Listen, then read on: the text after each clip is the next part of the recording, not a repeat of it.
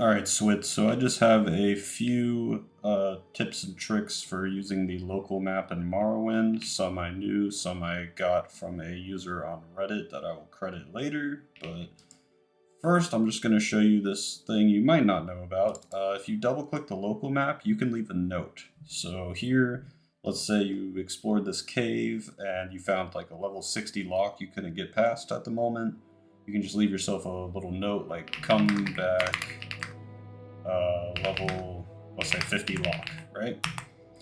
You hit OK, and it will leave this red marker on your local map. And so next time you're in Seyda-Neen, you open your local map, you see the red marker, and you'll know, oh, and you can check it to see what you wrote, right? So that's pretty helpful. I wish that it showed up on the world map, that you had like something to check there, but it doesn't. So you do have to do it.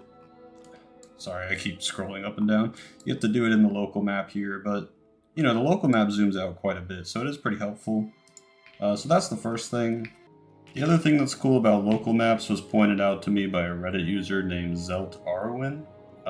In his comment, he basically told me that I was wrong about the tower's Beggar's Nose spell being useless, and he explained how it worked, and that was really helpful. So first of all, I didn't realize that it was a spell instead of a power, which is nice because you can keep using it over and over again without having to rest or whatever. And then let's read this. So it says, detect animal 200 feet for 60 seconds on self, detect enchantment 200 feet for 60 seconds on self, and detect key 200 feet for 60 seconds on self. Now, I had used this before, and I didn't notice anything, because I think in the later games that they'll highlight actually, like in Oblivion, I think it'll highlight not on the map, but in the game, like pinkish color, right? But in this game, it's actually on the mini-map. So let's use Beggar's Nose here and check our local map. So that was a bad example because we were too far away from an animal. So let's move a little bit this way. There's a mud crab right there, and see here on the mini-map, we can see that mud crab pops up right there as a red circle, right?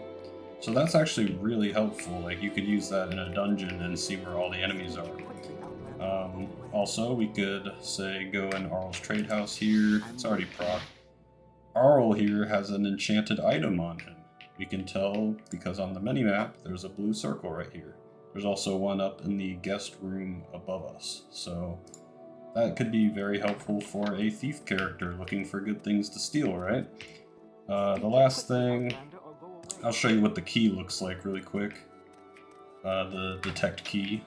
As we know, there's a key in this office, and it shows up as like a yellowish, whitish circle. I think it's yellow circle right there. I'm not sure how many keys are laying around in the game, but I probably don't know because I haven't been using Beggar's Nose. So it's actually a very helpful spell. I still don't know if it's enough to make me want to take the Tower Birth Sign over some of the other ones that were higher on my tier list, but I'd probably move the tower up a couple spots from this information, you know? It's at least cool, and I'm gonna try and use more detect magic spells on like my mage characters and stuff. Like I bet I could make some really strong ones, so definitely going to be experimenting with that more. But yeah, I hope either that or the leaving a note was helpful for you guys, and I will catch you in the next one. Peace out.